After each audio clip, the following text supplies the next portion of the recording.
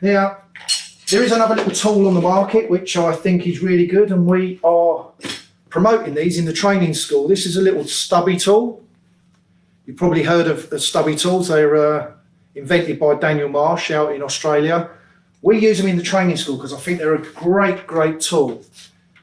It just fits in there nice.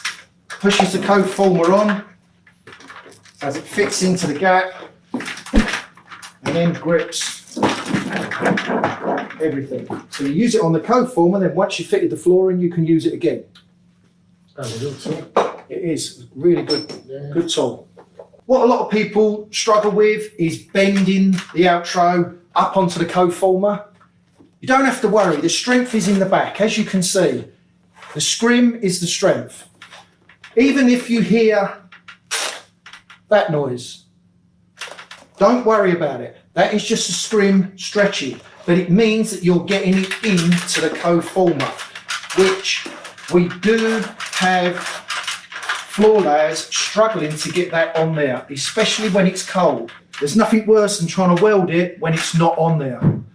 You do get some architects come along with a pencil and they're going, you can hear that, it's loose, yeah?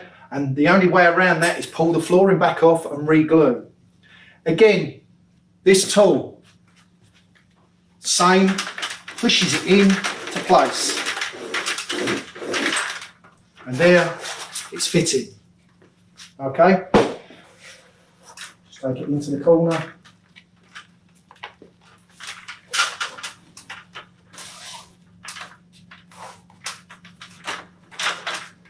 What I always do then, to make sure, is I always roller this, just to make sure that it's on the wall.